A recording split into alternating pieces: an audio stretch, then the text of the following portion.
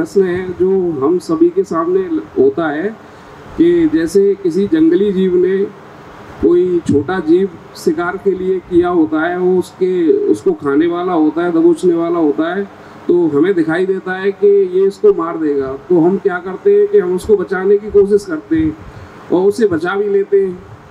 तो एक तरफ तो उसको जीवन दान मिल गया, दूसरी तरफ ऐसा महसूस होता है कि हमने उसका दूसरे वाले का भोजन उसके मुंह से निकाल लिया है।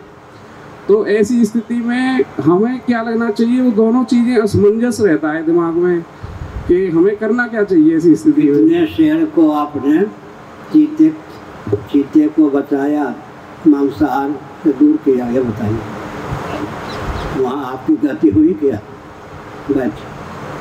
बैठिए। श्रीमद् भागवत में कहा गया है अपनी ओर से प्रयास करना चाहिए।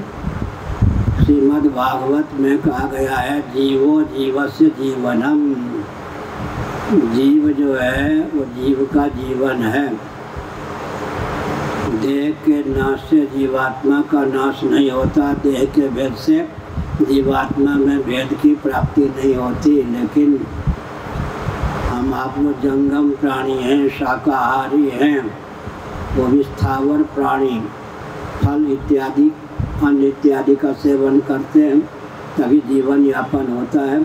ये भी स्थावर प्राणी, लेकिन जंगम प्राणी होकर, मनुष्य होकर के हम जंगम प्राणी का आहार न करें, जंगम प्राणियों के शरीर को न पावें।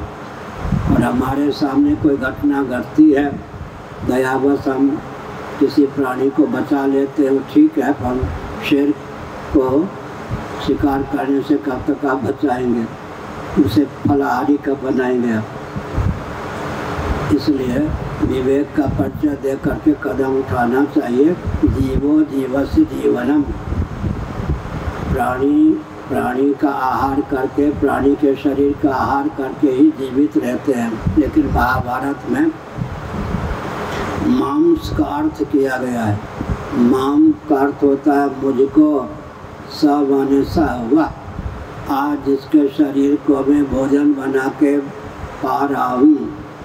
देह के नाश से जीवात्मा का नाश नहीं होता, देह के भेद से जीवात्मा में भेद की प्राप्ति नहीं होती। एक न एक दिन वह भी मेरे शरीर को इसी प्रकार खाएगा।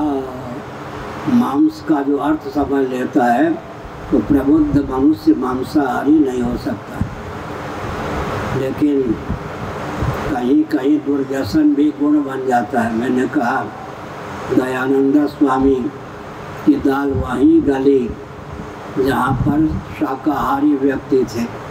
जिन प्रांतों में मांसाहारी व्यक्ति थे वहाँ जाते तो उनको डर लगता कि हमको ही मार के न खा जाए। इसलिए अपने जीवन पर संयम रखना चाहिए। मनुस्मृति का वचन है,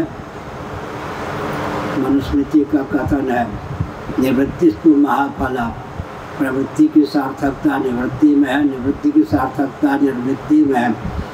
स्वयं को गलत आहार विहार से बचाने का प्रयास करना चाहिए, सात्विक आहार विहार का सेवन करना चाहिए।